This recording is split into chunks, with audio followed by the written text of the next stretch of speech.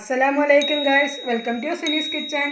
നമുക്കിന്ന് ഇവിടെ വെജിറ്റബിൾസ് കൊണ്ട് നല്ല സദ്യക്ക് വിളമ്പുന്ന രുചികരമായ ഒരു മസാലക്കറി ഉണ്ടാക്കിയല്ലോ. അതിലേക്ക് ആവശ്യമായ സാധനങ്ങൾ നമുക്ക് എന്തെല്ലാം നോക്കിയാലോ. അപ്പോൾ ഗ്രീൻ പീസ് കുതിർത്തെടുത്തിട്ടുണ്ട്, 2 വെല്ലുള്ളി നല്ല നൈസായിട്ട് അരിഞ്ഞെടുത്തിട്ടുണ്ട്, 1 ബൗൾ ക്യാരറ്റ്, 2 ഉരുളക്കിഴങ്ങ് ചെറുതായിട്ട് അരിഞ്ഞെടുത്തിട്ടുണ്ട്, കോളിഫ്ലവർ ചെറിയ കപ്പിന്, 2 കുഞ്ഞ് തക്കാളി, കുറച്ച് മാത്രം ബീൻസ്, 3 പച്ചമുളക്, 1 ടേബിൾ സ്പൂൺ മുളക് പൊടി, 1.5 ടേബിൾ സ്പൂൺ മല്ലിപ്പൊടി, 1/2 ടീസ്പൂൺ മഞ്ഞൾപ്പൊടി, 1/2 ടീസ്പൂൺ ഗരം മസാല, ഇഞ്ചി വെളുത്തുള്ളി ചതച്ചെടുത്തത്, ഉപ്പ് ആവശ്യത്തിന്, ഓയിൽ ആവശ്യം. നമ്മുടെ കടായി ചൂടായി വന്നിട്ടുണ്ട്, അതിലേക്ക് ആവശ്യമായ ഓയിൽ ഒഴിച്ചു കൊടുക്കാം.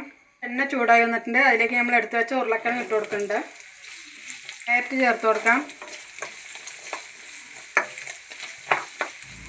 ബീൻസ് ചേർത്ത് കൊടുക്കാം. കോളിഫ്ലവർ ചേർത്ത് കൊടുക്കുന്നുണ്ട്. ഇഞ്ചി ചേർത്ത് കൊടുക്കുന്നുണ്ട്.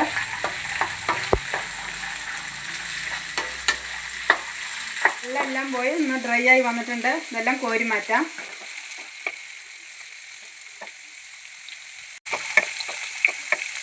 നമ്മൾ അതിൽ നിന്നെല്ലാം കോരി മാറ്റിയിട്ടുണ്ട്, അതിലേക്ക് നമ്മൾ എടുത്തു വെച്ച വെല്ലുള്ളി ചേർത്ത് കൊടുക്കാം.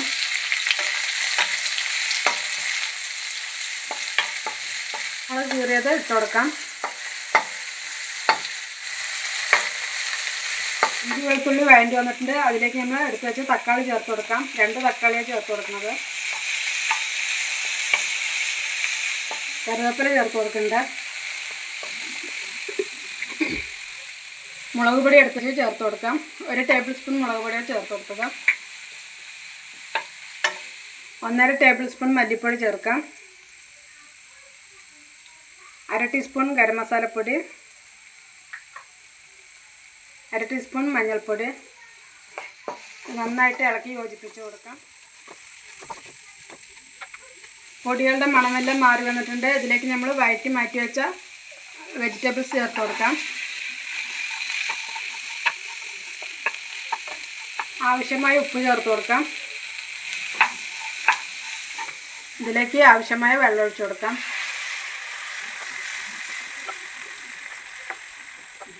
ഇത് നന്നായിട്ട് വെന്ത് വരട്ടെ, അടച്ച് വെച്ച് കൊടുക്കാം.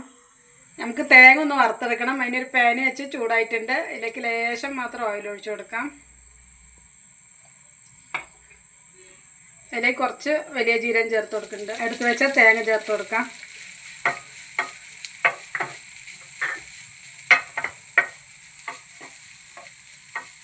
ഇത് നല്ലൊരു ബ്രൗൺ കളർ ആവുന്ന വരെ വറുത്തെടുക്കാം.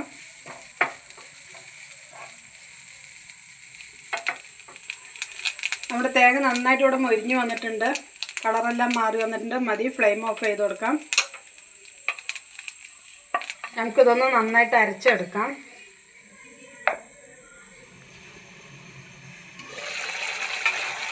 നമ്മുടെ വെജിറ്റബിൾസൊക്കെ ഇവിടെ നന്നായിട്ട് വെന്ത് വന്നിട്ടുണ്ട്.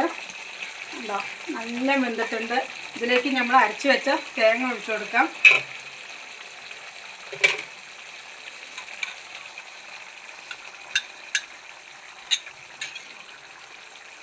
നന്നായിട്ട് ഇളക്കി മിക്സ് ചെയ്ത് കൊടുക്കാം.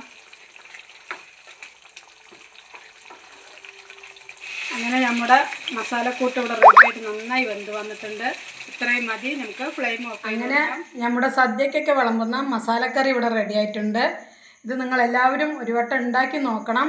ഉണ്ടാക്കി നോക്കിയിട്ട് നിങ്ങളുടെ ഫീഡ്ബാക്ക് ഞങ്ങൾ അറിയിക്കുക.